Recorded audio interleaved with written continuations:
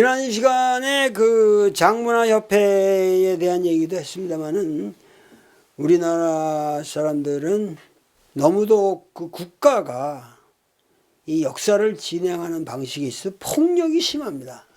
무슨 얘기냐면은 새마을운동이 그 진행되면서 제일 먼저 장독대를 붓겨버렸다는 거죠. 이거는 지금까지도 우리가 이 그 삶 속에서 우리 문화를 전부 이렇게 붓겨버리는 거예요. 그게 가장 선진적인 위대한 것인데 그런 걸 전부 붓겨버렸단 말이에요. 동학의 문제도 마찬가지죠. 왜 우리가 그 장독대에다가 정관수를 왜 하필 꼭 장독대에다가 이렇게 올려놓고 춘향이도 춘향모가 그 이도령 그 합격해가지고 잘 돌아와 달라고 장독대에서 빌고 있잖아요. 그러니까 이 장독대라는 것 자체가 그 집의 일종의 홀리 슈라인, 하나의 그게 지성소란 말이에요. 그리고 그것이 그 고조선에서 내려오던 소토 문화예요. 그게 하나의 신성한 소토 문화죠.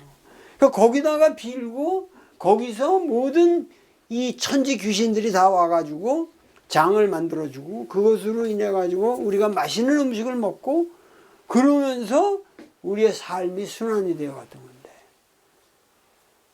몇만 년 내려오던 거를 박정희 새마을운동이 그 몇만 년 내려오던 거를 그냥 붓겨버리는 거예요. 그러니까 오늘날도 항상 무슨 문화 개혁이고 모든 이 국가 정책들이 너무 폭력성이 강해요.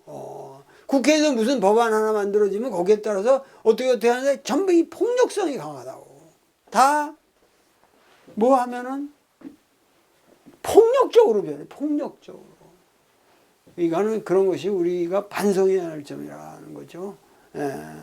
역사라는 것은 반드시 거기에 우리가 그 지켜야 할 측면이 있다는 거죠. 근데 우리가 그렇게 폭력적으로 제거를 했어도 한국인은 결국 고추장, 된장, 간장을 지켰다는 거지. 그걸 버리질 않은 거예요. 가장 지속적이고 가장 편하기 때문에. 그게 뭐예요? 먹는 게 그렇기 때문에 제일 오래 간다는 거지. 아무리 이게 외부에서 들어와도 먹는 것처럼 문화의 지속성이 있는 게 없어요. 전 세계에서 모든 식문화가 그래서 소중한 거예요.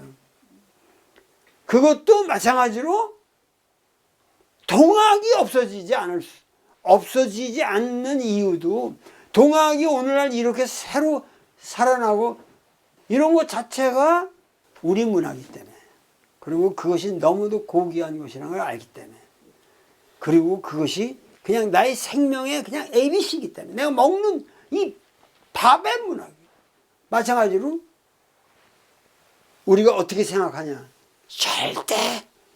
절대 서양 하나님 서양 예수로 가지고 우리 민족이 개화될 수 없어요. 우리 민족의 개화되라는 것은 오직 나는 수운의 개벽으로만이 다시 개벽으로만이 가능하다고 봅니다. 그래서 여러분들에게 이런 강의를 드리는데 지난 시간에 그 제자가 이제 그렇게 해서 유배를 당하면서 동학이 퍼지는 계기가 됐다고 그랬는데 그것에 사실은 그 루트를 잘 몰라요. 그 10명이 다 어디로 갔는지 모르는데 그 중에서 확실하게 지금 된 사람이 이경화라는 사람이 영월 산골의 소밀원이라는 데로 유배를 가요. 그래가지고 거기서 그 이필제 난이 이제 가라앉고 난 후부터 폭넓게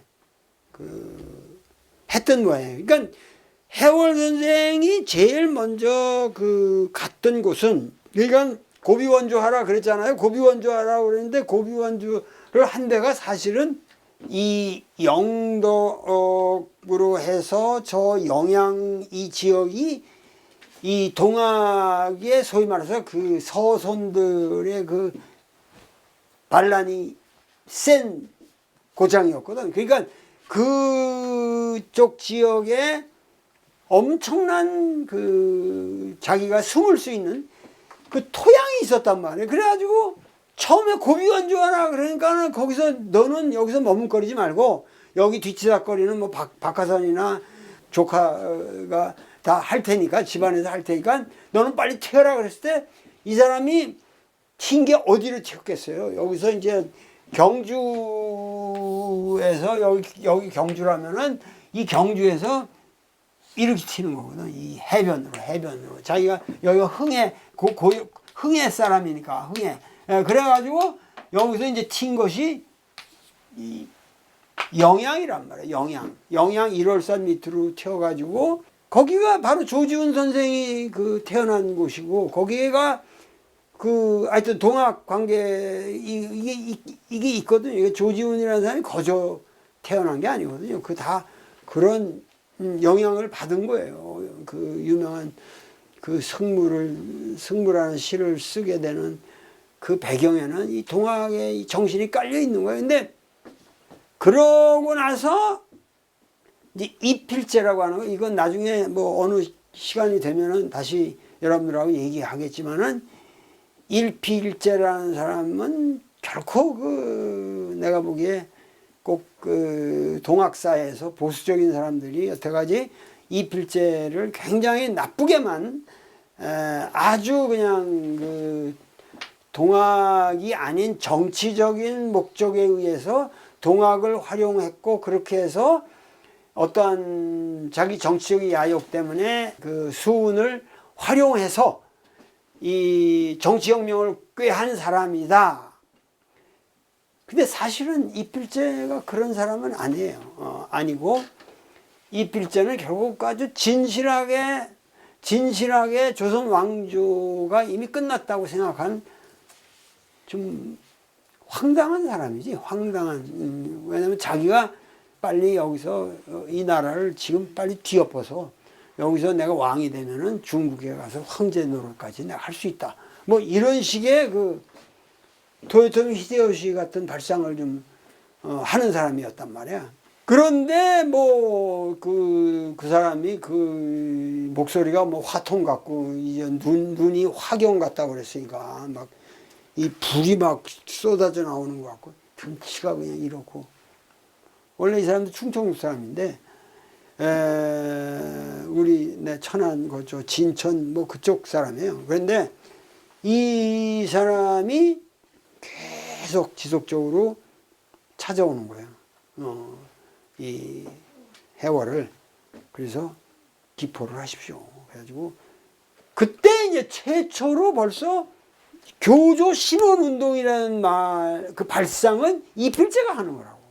소위 말해서 오늘 이필제라는 것이 뭐냐면 사실은 이 전봉준의 소위 우리가 동학혁명이라고 하는 것이 기본적으로 교조 신원운동이라는 걸 가지고 일어난 거거든요. 그러니까 그 교조 신원운동이라는 것에 과감한 스타트를 이필제가 끄는 거야. 왜 우리가 이렇게 억울하게 죽음을 당했는데 그거를 참고만 사느냐. 이거를 신원운동을 하고 이거 신원을 안 해주면 왕조를 뒤엎어버려야 한다.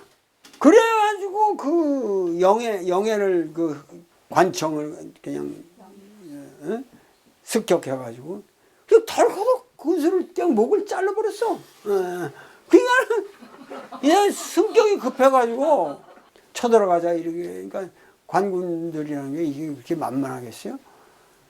그래가지고 거의 뭐 한 600명 가까운 뭔가 이 동학 일부가 한 뭐 어느 정도 100여 명 가깝게 처단이 되고 하여튼 이래가지고 이쪽이 아주 쑥대밭이 된 거야.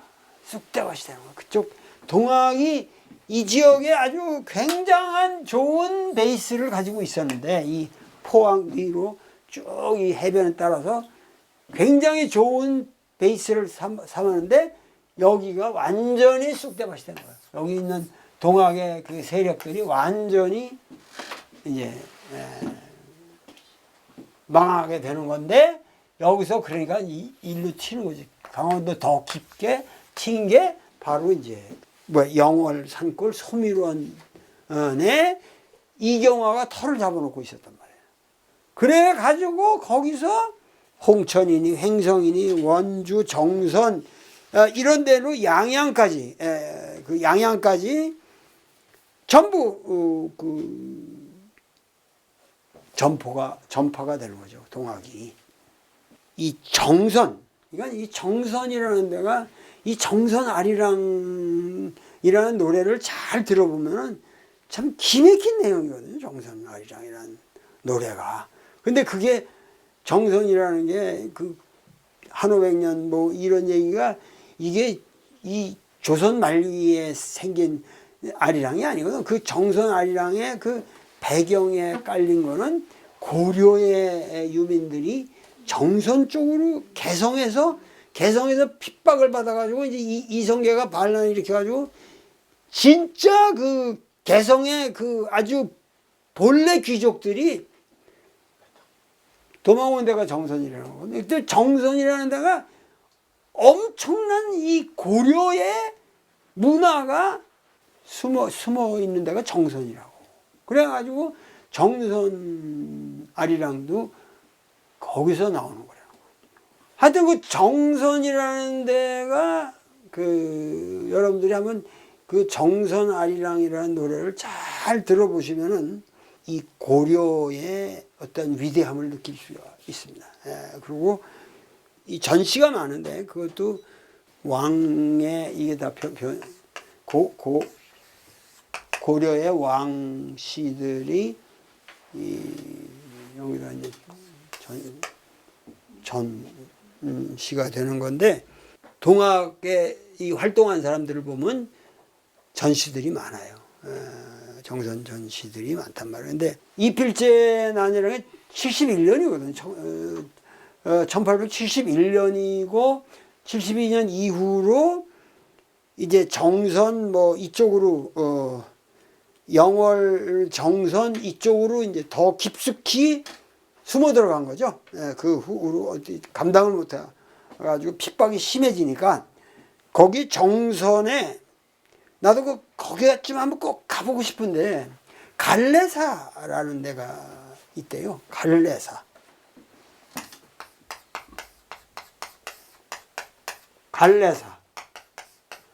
갈래사의 말사인 적조암이라고 하는 곳. 이게 지금 있는지 없는지 난 모르겠는데 나 그 표영삼 선생님하고 한번 가보고 싶었는데 이 적조암이라는 데서 여기 한 해발 1000m 정도 된다고 그러는데 높은 깊은 산골에 갈래사 적조암에 노승이 있으신데 이분이 철수좌라고 보통 이 철사를 써요. 철수좌라는 분이 계신데 그때 해월 선생이 강수라든가 유인상이라든가 전성문이라든가 김혜성 등의 제자들과 함께 그걸로 가는 거예요. 갈래사 적조암에 들어갔더니 정말 잘생긴 노인이 딱 스님이 계신 거예요. 그래가지고 좀 신세를 져도 되겠습니까? 그랬더니 얼마든지 우리 절에서 머무십시오. 저녁에 들어가서 식사가 나왔는데 음식이 뭐 아주 훌륭했다는 거지. 버섯 튀김도 나오고 감자를 뭐 이렇게 삶아가지고 나오면서 아주 그냥 해월 선생이 오랜만에 식사를 잘하고 그 산속에 계시면서 이렇게 예불을 들으시는 거나 부처님께 예불을 드리는 거나 저희들은 하느님께 기도를 하는 사람들인데 뭐 같은 거겠죠. 그러니까 그럴 수 없죠. 성과 승과 속에 무슨 구분이 있겠습니까? 그래서 이분이 승과 속에 무슨 구분이 있겠습니까? 그러더라고요. 그러니까 좀 마음이 놓였지. 그런데 저희들은 이제 저희들도 돌을 닦는 사람들인데 저희들이 여기서 돌을 닦는 동안은 주문을 외울 텐데 주문을 외워도 괜찮겠습니까? 이게 불경의 주문하고 다르니까 21자 주문을 외워도 되겠습니까? 그러니까는 그거 뭐 주문이라는 게 결국 다 같은 거죠. 그러면서 그럼 저희들이 좀 외우기 전에 혹시 동학이라는 걸 들어보셨습니까? 그러니까 섬찟하는 거예요, 이 사람이. 이 스님이 섬찟하는 표정을 하면서 잘 들어봤다고. 우리가 동학을 하든 뭐를 하든 다 돌을 닦는 사람들인데 돌을 닦는 사람들끼리 서로 도와야죠. 그래서 동학의 주문을 외우셔도 저는 부처님 예불소리랑 똑같이 듣겠습니다. 걱정 마십시오. 진짜 훌륭한 스님이었던 것 같아요. 철수라는 분이 도인이었던 것 같아요. 그래서 매일 21자 그 주문을 3만 독을 했다고 그래요. 3만 독. 매일. 그래 가지고 49일을 계속한 거죠, 거기서. 그러니까는 해월의 삶 속에서 가장 평온했던 시절이 갈래사 49일이라고 그래요. 그러면서 그 스토리들이 많아요. 그 얘기를, 그 꿈 얘기들도 많고 이런데 제가 그걸 뭐 여러분들한테 말씀드릴 수는 없고, 그동안에 이필제난을 이필제의 교조신혼운동에 자기가 너무 성급하게 처신을 했다. 해월이 아주 깊은 반성을 합니다. 그리고 적조하면서 기도를 하면서 굉장히 그러한 문제로 그 고통을 받았던 것 같아요. 이 해월은.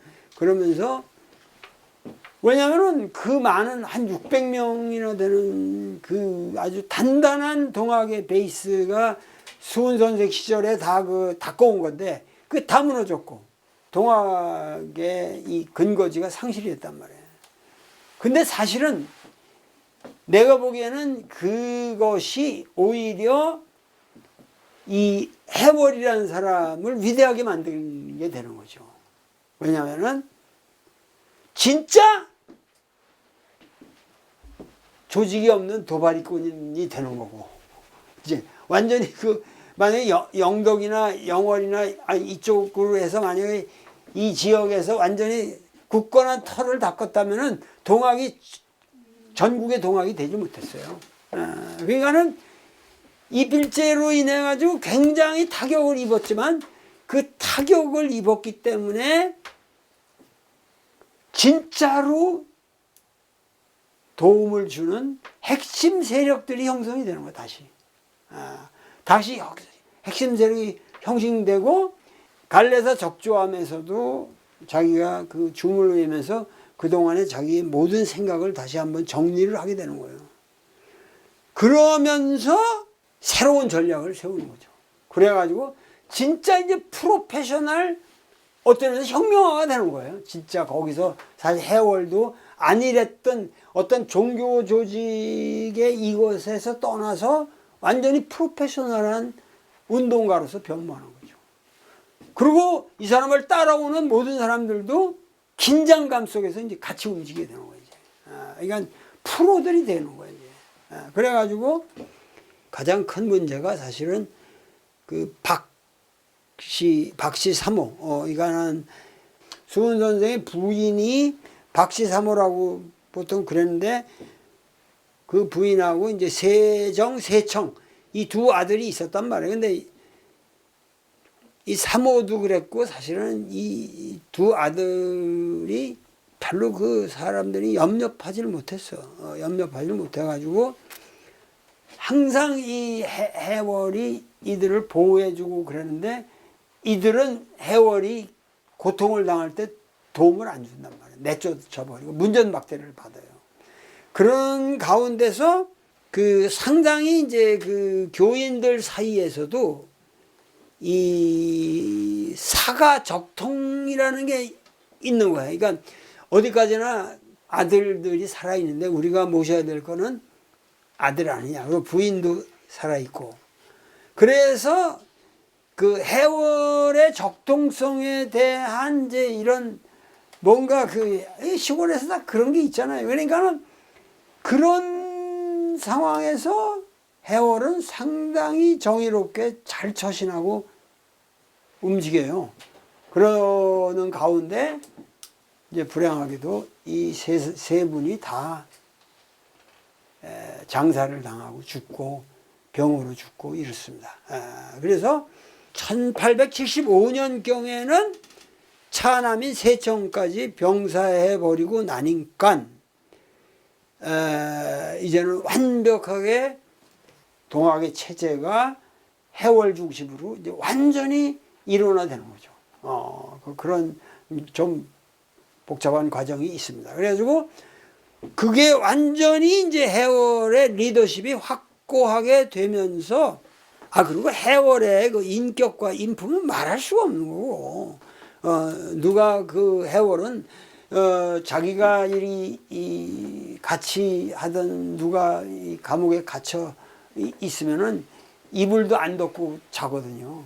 그 고통을 같이 한다고 그러고. 그러니까 사람이 인품이 뭐 말할 수 없죠. 정직한 사람이고 그런데 그래가지고 정선 인제 이 지역으로 근거지를 확립하게 돼요. 그래가지고 1879년 7월 15일에는 이 대선생님 추모제를 지내게 되거든요. 그래가지고 정선의 방시학이라는 사람의 집에다가 도적 편집소라는 걸 만든단 말이에요. 그래가지고 뭐 그냥 수단소를 만들었다 이런 표현을 쓰는데 이 수단소라는 게 뭐냐면은 이제 그 역사를 동학의 여태까지 온 그 발자취를 다시 정리해 보자 이런 이제 생각이 드는 거죠. 이제 사람들이 그래가지고 1879년에 7월 15일 날 대선생님 추모제를 열고 방시학의 집에다가 하여튼 도적 편집소라는 걸 만들어서 11월 10일부터는 본격적으로 이거를 썼다 그러거든요. 그러니까 이게 참 애매한 말들인데 이게 썼다는 게 필사라는 건지 집필을 했다는 건지 모르지만 하여튼 12월 말경에는 최 선생 문집 도원기서가 완성됐다고 그러거든요. 탈고됐다 그런 말을 한단 말이에요. 근데 이게 지금 문제예요. 왜냐면은 이 도원기서라는 것은 1864년에 3월 10일? 3월 10일 날 돌아가셨고 그러니까 그 전까지는 이분의 삶에서 쓰여진 글들 아니에요. 삶 속에서. 그러고 나서 이 돌아가신 다음에는 이 후에 일어나는 여러 가지 그 역사적 사실들 어떻게 해서 우리가 이렇게 여기까지 왔느냐 하는 게 그게 도원기서란 말이에요. 이 도의 근원을 기록하고 밝힌다 이런 얘기죠. 그래서 도원기서라는 거를 이 사람들이 기획을 했는데 이게 이제 역사란 말이에요. 역사. 근데 이전에는 이 선생님의 쓰신 글들을 모아가지고 이게 문집이라고 그랬단 말이에요. 그러니까 최 선생님 문집이라고 하는 거는 이 양반의 소위 우리가 말하는 문집 개념이고 이 문집과 달리 도원기서라고 하는 이 그러니까 수은 선생의 일생의 바이오그래피. 그러니까 이거는 수은 선생 자신의 글이고 이 도원기서는 수은 선생의 일생의 바이오그래피 플러스 어떻게 해월이 그 바통을 이어서 동학을 여태까지 끌고 와서 우리가 이거를 여기서 출간하기까지 됐느냐 하는 거를 밝히는 것이 그 역사가 도원기사란 말이야. 그러니까 어떤 의미에서 문집이라는 것이 어떤 의미에서 이게 경전에 해당되는 거고 경에 해당되는 거, 이게 이제 사람 말, 역사란 말이야. 이거는 경에 해당돼. 이 경사가 여기 다 포함되어 있었는데 이거를 12월 말에는 다 썼다. 이거는 문제가 커요. 왜냐면 이 방대한 그러니까 여기서 중요한 거는 이 문집이라고 하는 거는 수훈 선생이 문집이라고 하는 거는 수훈 선생의 글로 있었던 거니까 이거는 편집할 아무런 이건 건드리면 안 되는 거. 이거는 건드리면 안 되는 거고 이건 역사라고 하는 거는 이건 지필돼야 되는 건데 이건 방대한 내용이란 말이야. 그러니까 이 내용이 어떻게 7월 15일 날 수단서를 설치해서 11월 10일부터 쓰기서 12월 말에 완성했다? 이건 불가능한 얘기란 말이야. 이건 불가능한 얘기란 말이야. 나도 이렇게 빨리 쓰는데 이건 내가 아무리 빨리 써도 이건 안 된단 말이야. 그러니까 이것 자체는 뭐냐면 이미 도원기서에 해당되는 엄청난 모본이 있었다 이거예요. 그것이 소위 말해서 대선생주 문집이라는 이것이 뭐냐면 서원에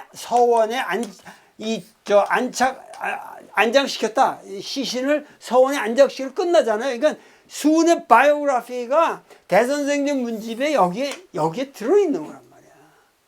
그러니까 이것이 어떤 면에서는 좀 최 선생님의 도원기서할 때 이 부분이 아니고 도원기서에서 수훈 선생이 돌아가시기까지 도원기서에서 그 부분이 대선생주 문집이라는 문헌으로 이미 있었던 거예요.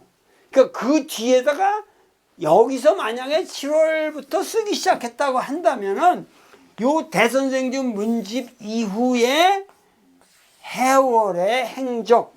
근데 그 해월의 행적은 기본적으로 뭐예요? 관원에게 도망다니던 도발이 되고 그 도발이 사건일 뿐만 아니라 거기에 가장 위험시한 이필제 반란 사건이 들어가 있잖아요. 교조신문운동이라는 게 거기 들어가 있잖아요.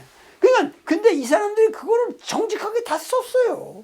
이필제의 그 모든 걸 다 썼단 말이에요. 그러니까 이 사람들이 이제 생각하기에 일단은 뭐냐면 이 12월 말에 기존의 자료를 다 종합을 했다는 거예요. 이 사람들이 다 종합을 해서 일단 자료를 수단이라는 말은 그 있던 단자들을 다 모집해서 이 편수를 했다.